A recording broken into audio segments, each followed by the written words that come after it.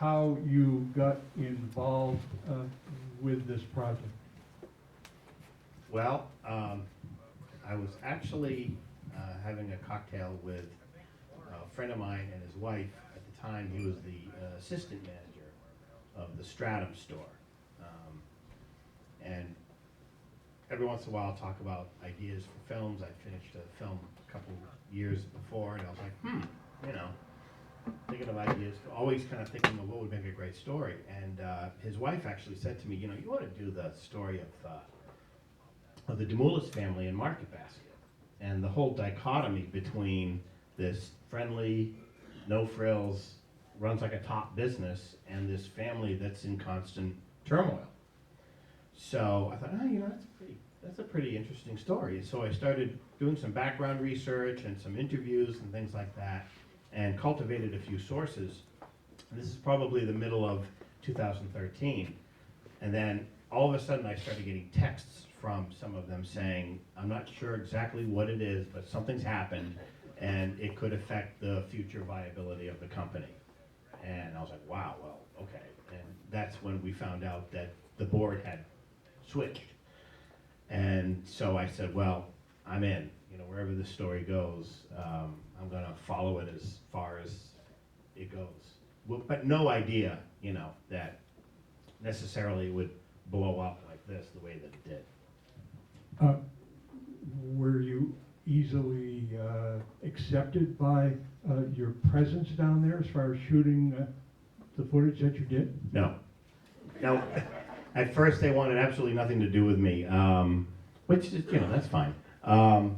They kind of saw me as being the same thing as, and there wasn't really, early on, there wasn't a lot of media coverage, but there was beginning to be some of what was going on. You know, a little bit by the time the Waltham rally of 2013 took place. And I had to convince them that I wasn't the normal news cycle, that they could talk to me, and I was trying to do a film and it wasn't going to come out for a while. And at first, I didn't really make much headway, but I just kept showing up. So after I decided I'm all in, I'm going to follow this wherever it goes, I just kept showing up and eventually sort of wore them down. How much footage did you actually shoot? What did you say? So my co-producer, Tom Bennett, did a calculation because you can't, you know, it used to be film canisters and hours, and we did a work in progress at the New Hampshire Film Festival last year, and people were talking about how, you know, they shot 3 terabytes of footage and they were having to sort through 3.5, 2.5 terabytes of footage, and we ended up with 9. So how many hours is that, or how much? Yeah, so if you do the calculation, I mean, there were some duplication on other angles. Right. We had about 200 hours. If you translate that into, if we shot it on film, we shot it on physical film, we would have had about 3 to 4 tons of physical film. So, Which took about, literally, my wife said, you know, you were in your chair with your headphones on, your laptop in front. It took about 7 months to log all of it, just to make sure that I could get through all of it. But I didn't see any other way to do it other than, you know, because you don't know how this is going to play out. You don't know what's going on, and you have to kind of just, you have to cover everything that you can. So that's how we did it. If they had not won, where would you have been? Home. Gradually, as Tom Trainer slowly began to, you know, see me as not the devil incarnate, he would walk by me from time to time, whether it was a good day or a bad day at the strike site, and he would say, you know, if this works, you got a feature-length documentary. Because if he doesn't, you got about half an hour. And some days he would just walk by and go, it's a half an hour day, or other days he would be like, eh. So, but some people say, you know, you still would have this story of people who gave it their all and all of this, and I say it's like a documentary on the U.S. 1980 hockey team that almost beat the Russians, right? Nobody wants to see that story. So, yeah, I mean, I don't know what I would have done if the whole thing had fallen apart. And one of the goals of the film really was sometimes these events get a little sanitized in history, and we think, well, this happened, this happened, this happened, and then, they prevailed. And I wanted to show that there were plenty of moments where this whole thing could have gone down the toilet. The board member that we were able to talk to, I told him to kind of put on his reporter's notebook and just tell us what went on. And he said, in reality, they were this close to either imploding or being sold to Delhaize.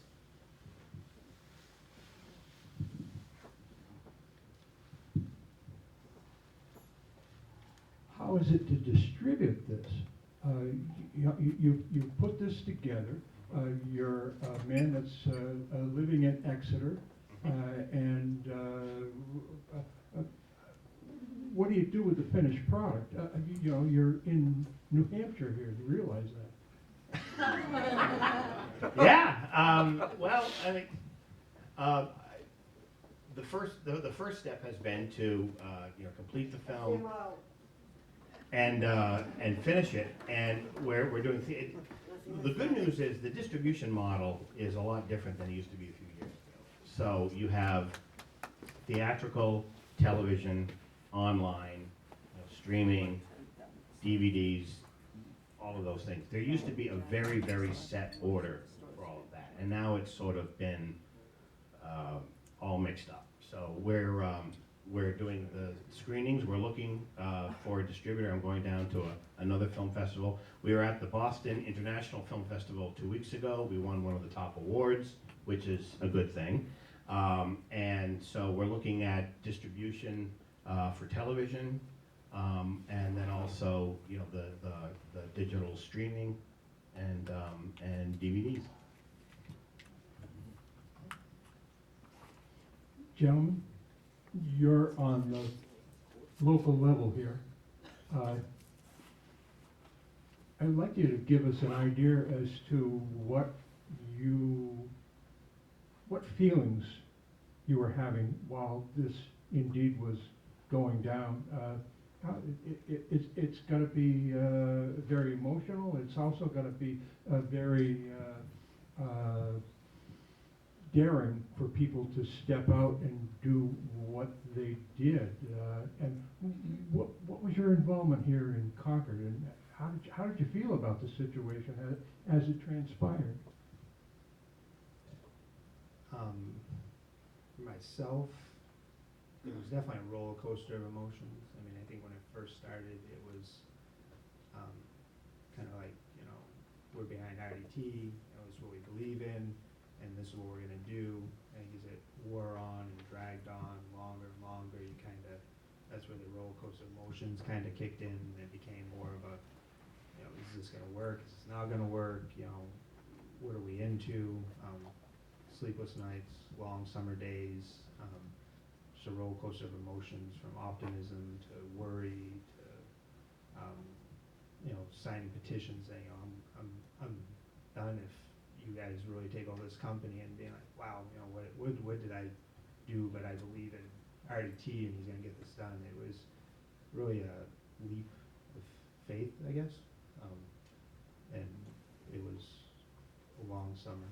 Hot summer, just picketing and customers kept us going, coming by honking and just coming down and showing support. That's really what got at least myself through the summer, was the outpouring of the customer support, because we could only do so much, and the customers really came along and kept us going and come down and picket with us and rally, and some would bring us food or just you guys doing the right thing. We had a lot of people who just kind of drive through the parking lot just to honk.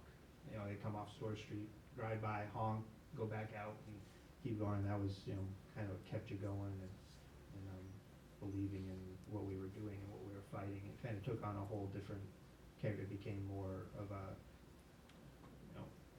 don't feed the greed became a big slogan that we carried a lot near the end. It became more of a, this isn't just about saving our company. This is also about standing up for the people that work and have built the company. We really felt as though we were in the midst of a hostile takeover. Can you tell the people what your history with the company is, how long you started? Yep, I worked for the company, I'm in my 24th year, started when I was 16 years old, like a lot of the upper management. Started as a bagger, worked my way up, got promoted into the dairy department, and worked my way through the dairy department, and you know, everything you hear about RDT is, it's to a T. It's, you know, he came to me one day after I've been a front-end manager for 6 years now, so almost 20 years. He kind of pulled me aside and was talking to me and asked me about my aspirations with the company and what I was looking to do, and knew me by name. And he always said, "Call me if you need anything." And I'll never forget calling him one time. And he was on vacation. I was on vacation the following week, but he wanted to be sure there was an emergency and called me at home on my vacation to be sure it was all set. And about a year later, Mr. McLean came and asked me about being promoted to front-end manager into core manager, and that's where I've been now for almost 6 years. So going on 24 years now, working for the company. Any regrets? Not at all. Great company. 24 years, so still relatively new. Yeah, I always tell people, You're getting the hang of it. people come to the line and they'll be like, 24 years, you've been a long time. I'm like, I'm just a rookie. That's nothing A compared little wet to behind the- the ears still. Joe Wysocki, you were a former Market Basket employee, and I wondered if you could give us your story as to the involvement that you had, the years you spent there, and what working there provided you to do right at this moment, which is not working for Market Basket any longer. Currently, I'm still working in Market Basket, just part-time. Went full-time with Nabisco shortly after everything got settled out. But one of the things that I really remember about the story, about everything that was going on, was that it was a Thursday night. I was closing with the assistant store manager. Nobody else in the store. It's 9 o'clock. Comes down from the office after running the numbers. He goes, "Joe, I've seen more business when it was a blizzard outside through this store." And I said, "Oh, so you know the customers are definitely holding out." And then the other aspect is that I was also working part-time for Nabisco, and there was no hours for Market Basket whatsoever. We were not allowed to go into those stores, service any product, not even a case. So we would have to go to the Walmarts, the Shaws, the Targets, and their business increased probably 1,000% overnight. But what was funny about it is that at Market Basket, we can sell 20, 30, 40 cases of Oreos over a weekend, you know. And you go into a Target and you're just like, wow, the shoppers are really holding out on this one, you know. They're probably buying the bare minimum. And it really showed, and just the tremendous amount of support that we got from our customer base was just unbelievable. And it really showed whether you went to any other store. You could just absolutely tell it's just not the same, you know. And that's really what I got from it. Jason and Joe, what would you have done if the attempt to reinstate Arthur Demoulas was unsuccessful?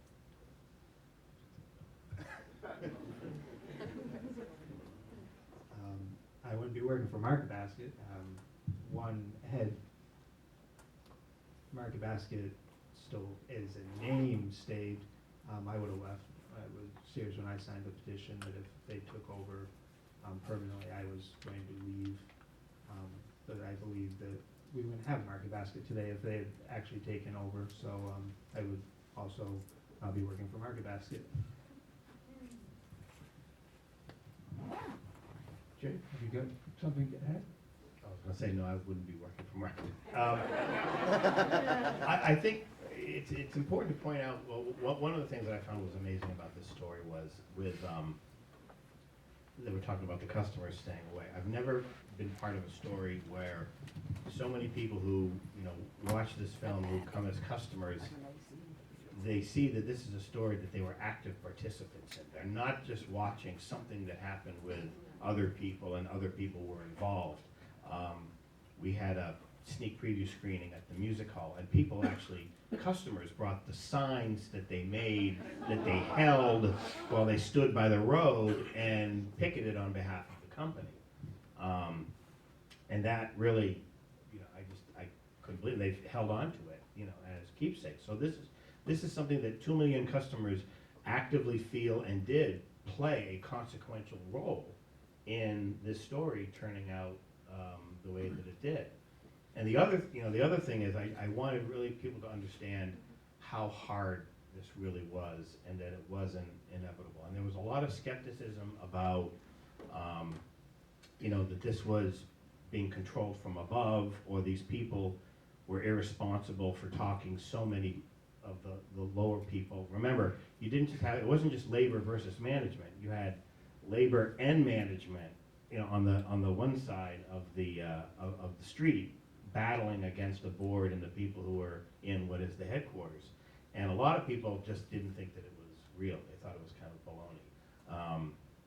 And when Tom Trainer, one of the people, when he's getting out of his car and he says, I didn't figure I had 25,000 people on our shoulders. I didn't have the fates of them on our shoulders.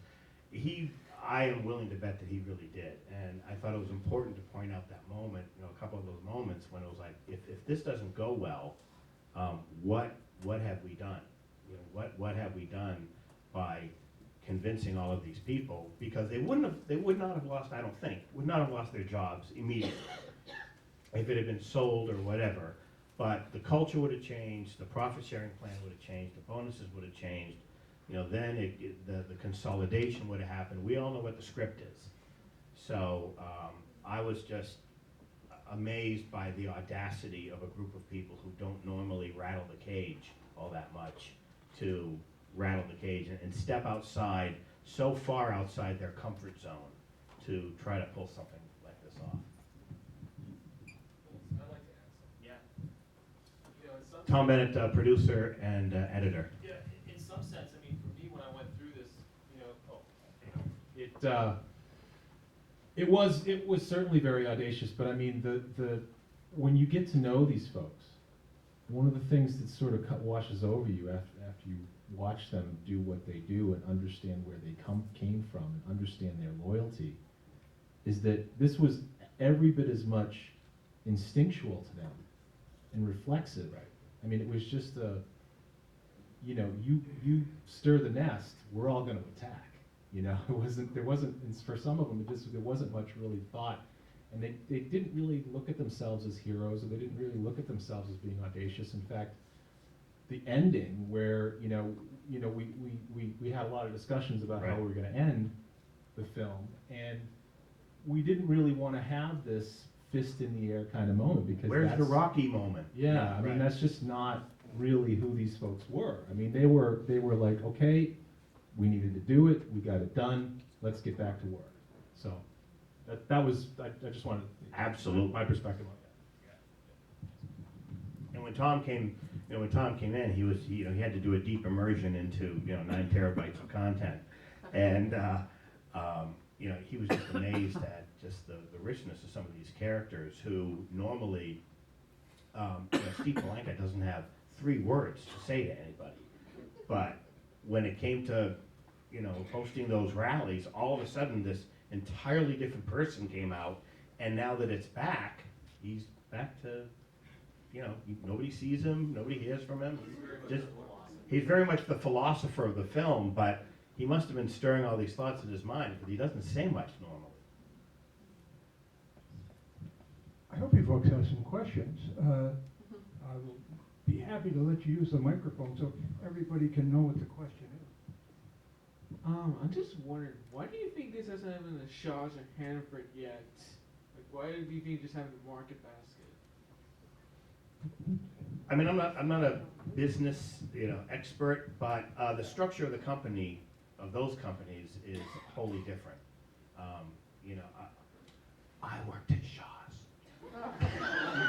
when I was in high school, and back then it was somewhat of a Eastern company owned out of East Bridgewater, I think, Massachusetts. But then it was sold to I think a UK firm, and I don't know who owns it now. But we all know kind of what happens. It chips away at the culture. It becomes a lot more, corporate, and that But it's a model that seems to work for them. And one of the lessons that came out of this isn't necessarily, I hope this film is useful in some way. it's not to try to get everyone to be Market Basket. It's just how can a company be a better version of themselves that honors shareholders, associates, and customers. You know, you can offer quality, secure, middle-class livings to people and still make a ton of money. And that's hopefully what's coming out with all of this.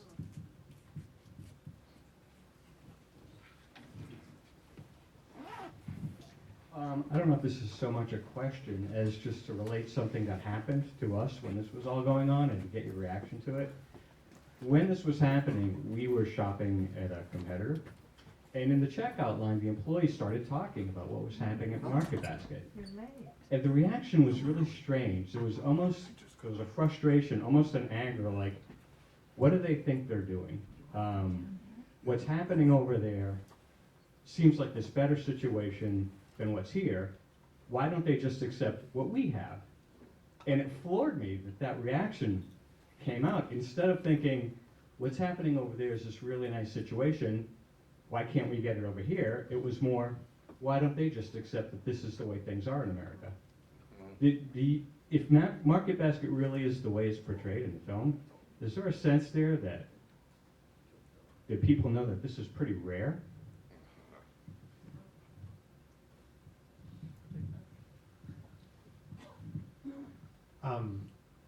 I think that, at least myself, I know it's a great company to work for. That's why I've stuck with it since I was 16. I definitely know that I'm lucky to have had family members. You know, it's kind of what Market Basket is. I always say it's my other family. It's my extended family, and I know I'm lucky for that. You know, I have a cousin who's been with the company a long time. He's the one that got me a job when I was 16, introduced me to store manager. So, you know, we have a lot of people that, you know, we start when we're young. We have family members, and it becomes a family thing.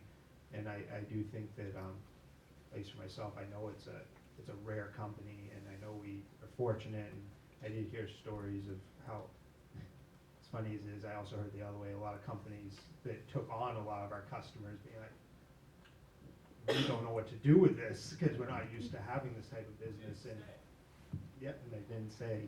They all came back. They wished for it. Everybody came back, and we got our loyal customers back. But I think it's, at least for myself, I know how special Market Basket is, and that's why I've stuck with it. And it's amazing that some people would think that it's, you know, I guess if you don't work in Market Basket, you don't understand if you're not a shopper, if you're not an employee, maybe they just don't understand quite what it is they build and what we have there as a family. Does it surprise you that the person's reaction was not, it should be better here, but why don't they just accept the way it is? You know how they say victory has 1,000 children and defeat is an orphan? So I tried to keep up on all the media reports that were going on, and there were plenty that were saying, what do these people do? You don't have the right to pick your CEO. Shut up and get back to work. This is not your role. You don't do this. Now they're being interviewed after the fact, and they're like, oh, it was amazing what they did. Wasn't that great? Fantastic what they did. But they were being told how irresponsible they were being. This is not what you do. And it may be in part because, you know, we haven't seen examples of open defiance like this, you know, in too many circles, at least that have been successful in a while, you know. And so it was very easy to see this as being something that was, you know, very irresponsible and just not what you're supposed to, you know, not the way that you're supposed to operate. But now, you know, I think there's been a case study done at UMass, well, I believe, or MIT has published a case study.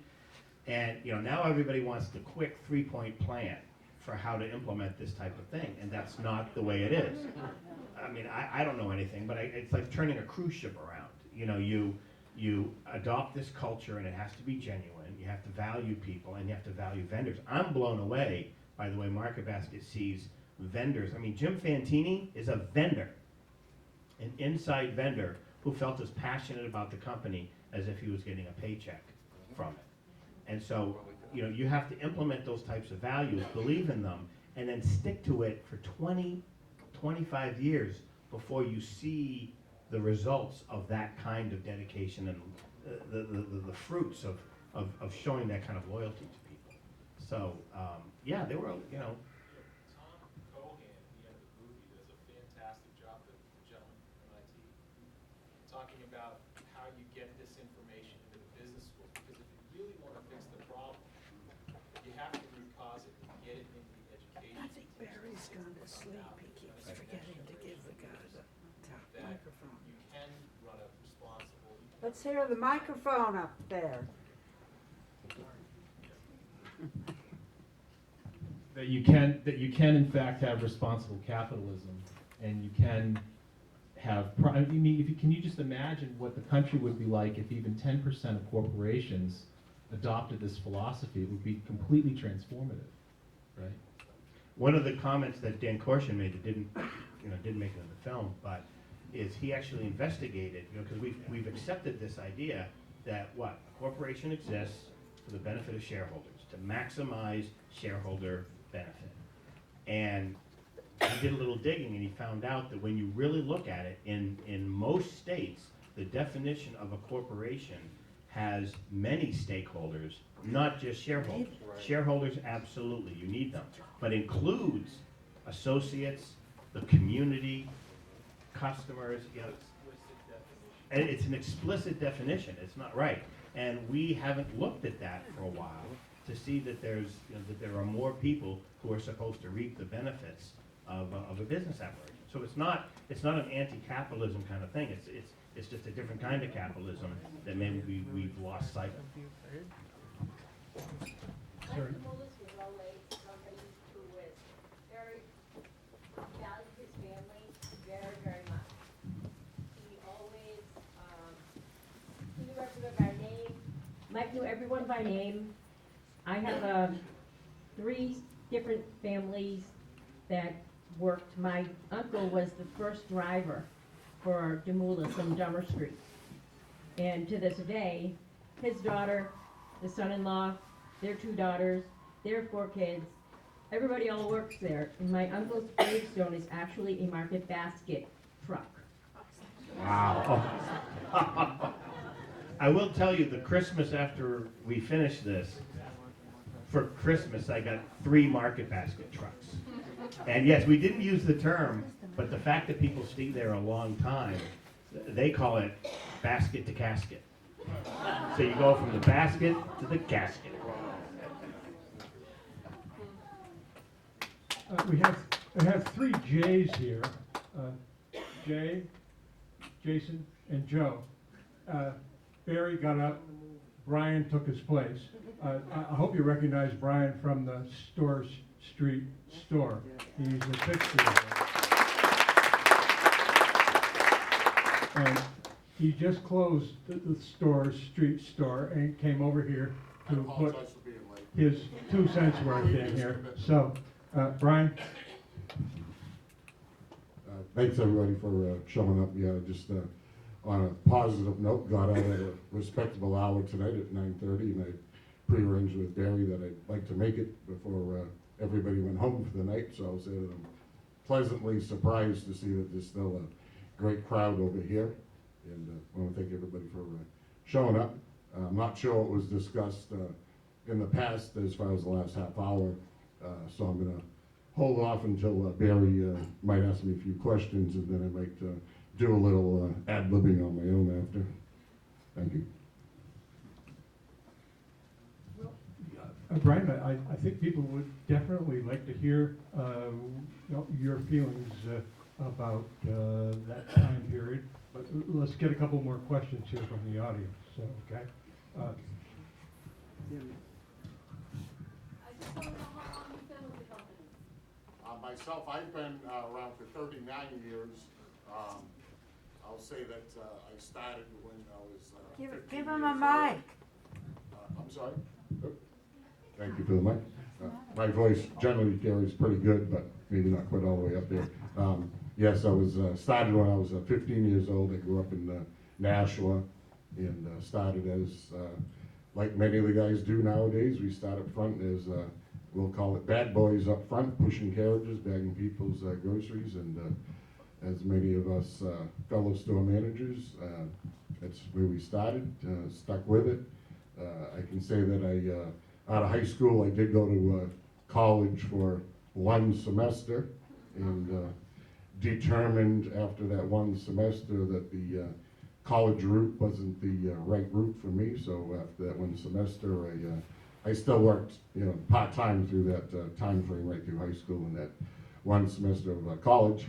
And after determining that it wasn't for me, let it be known to management at the time that I'm no longer going to be in college and looking for full-time employment, which with my previous work history, I went full-time shortly after that, and pretty much here we are 35 years later.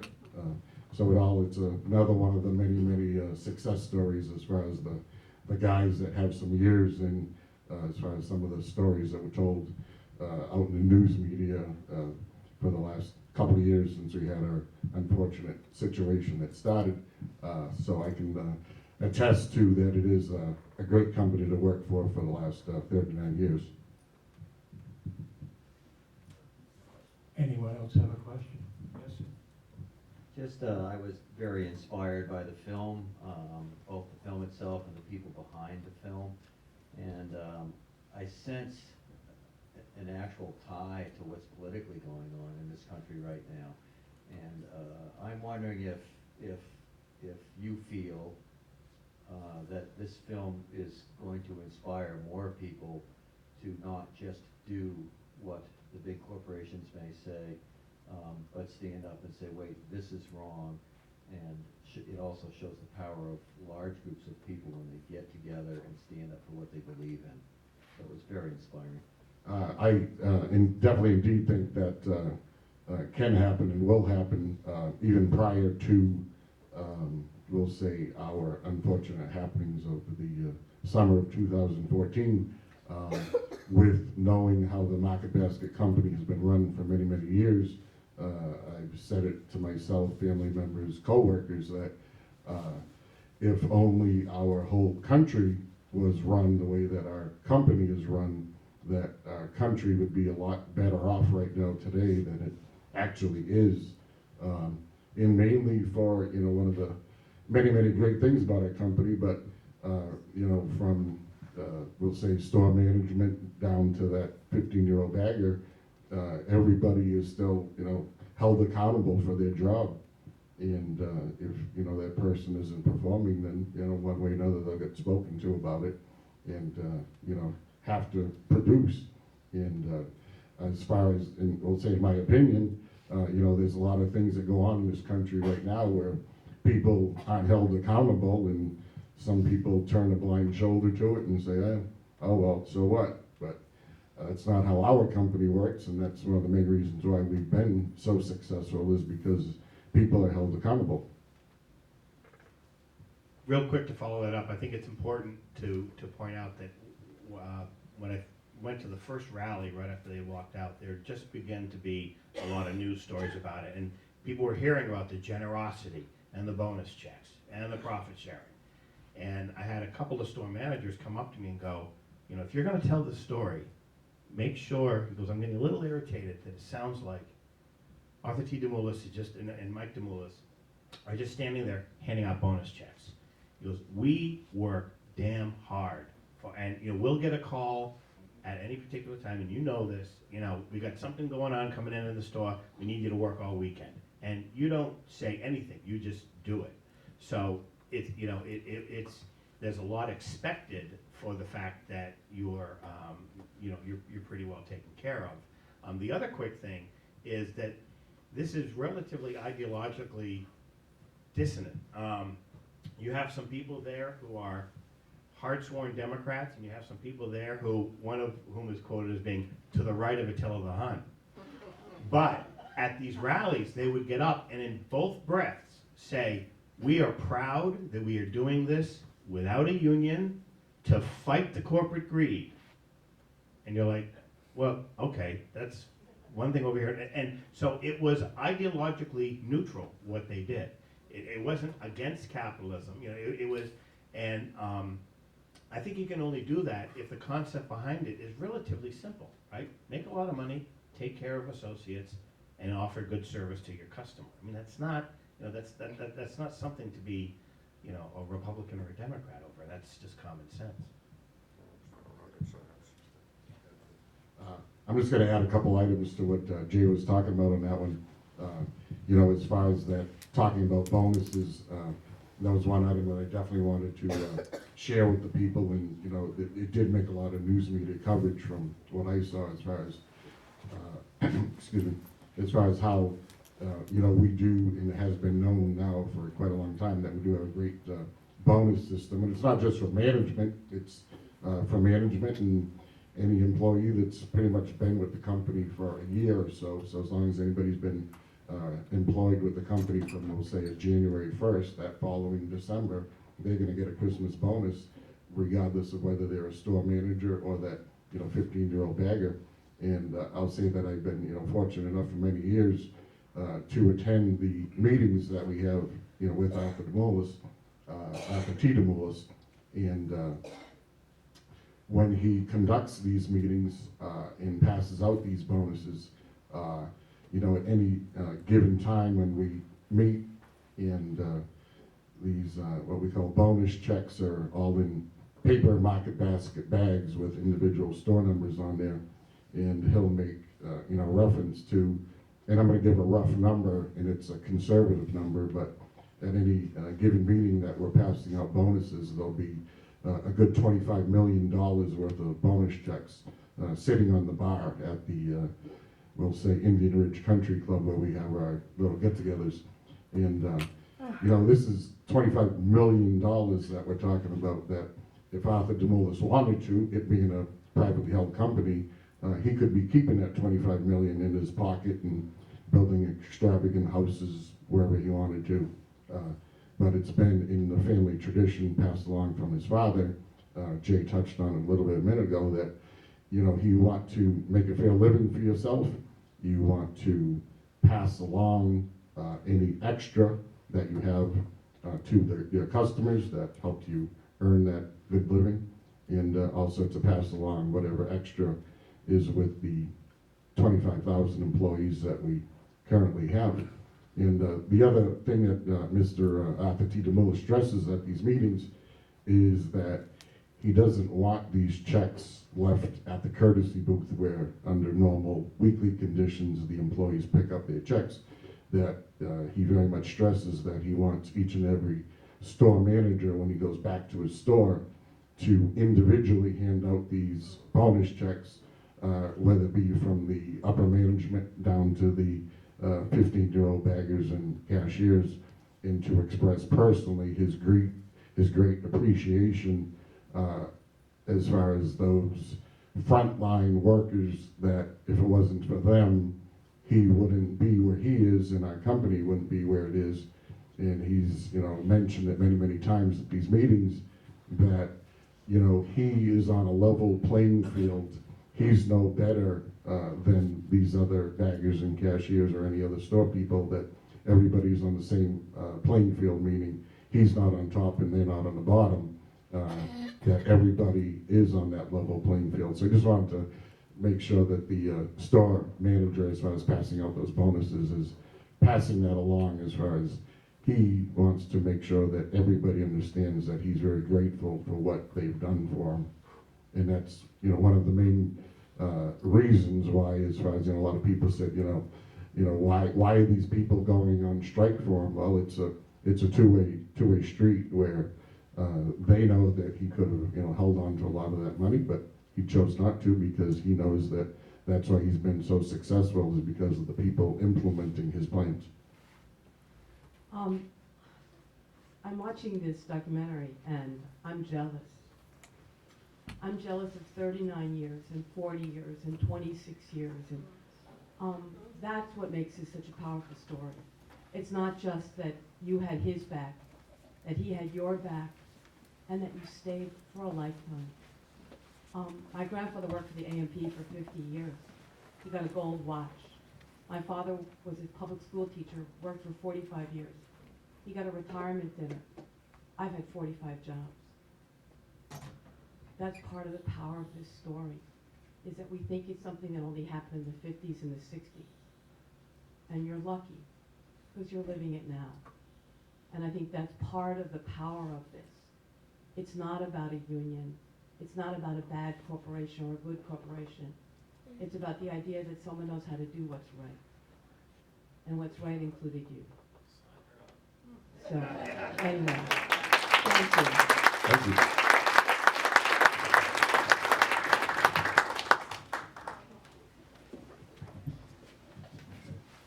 Folks, if I have time for one more question, the audience is breaking up here.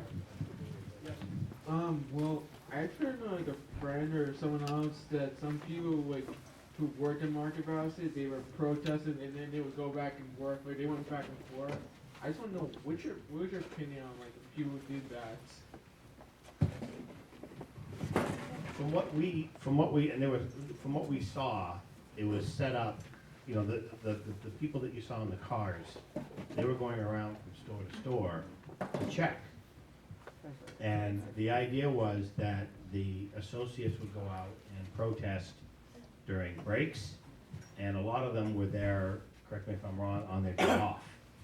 So people and we've got footage of people I mean, these stores were spit polished, shined. There's people painting in the back, cleaning, you know, all of those things.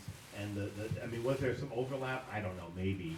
But the system was that they would either protest when they were out on break, or they would come on their day off and stand there and protest. So there might have, you know, it may not have been a perfect system, but that was my understanding from what I saw. And if they hadn't been, then there were people who were going to be observing to point that out. Thank you.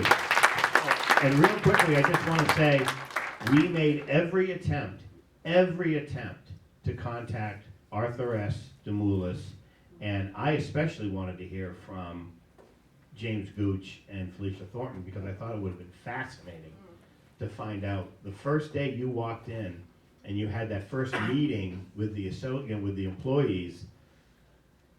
Did you know that this wasn't going to work? Did they put them in place to close the place down to begin with?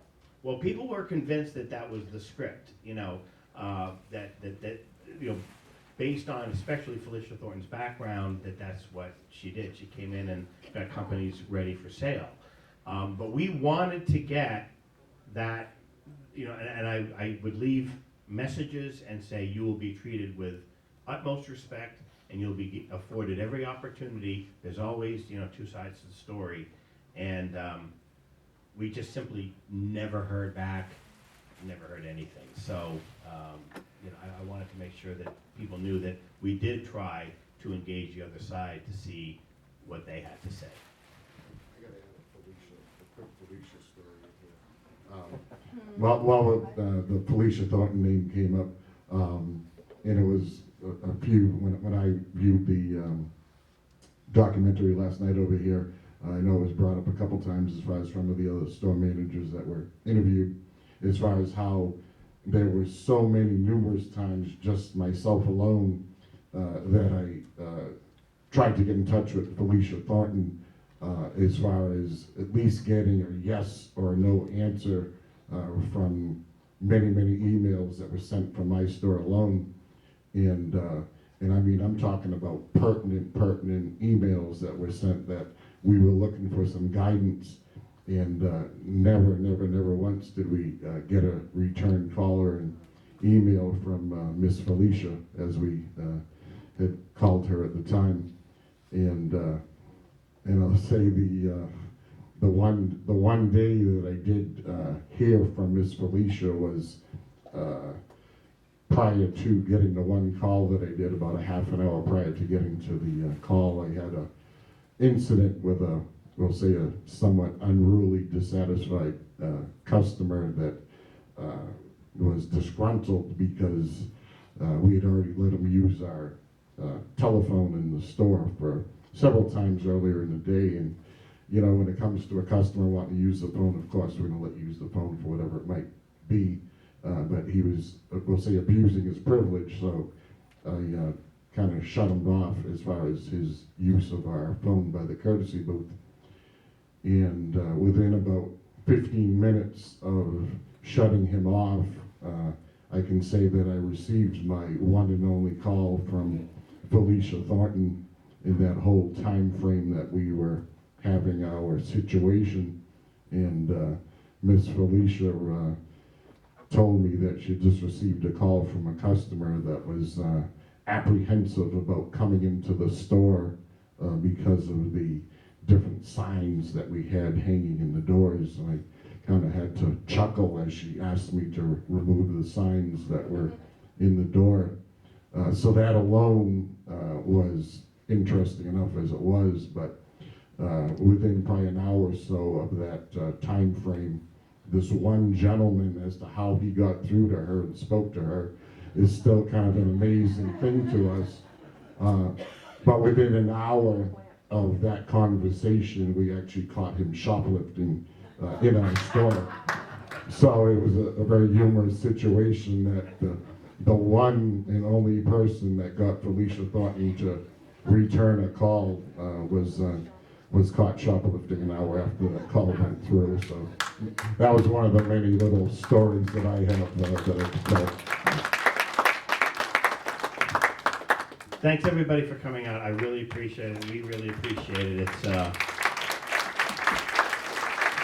It's amazing to see people come out and meet these numbers. Thank you so much. Gentlemen, thank you very much for being on this panel. And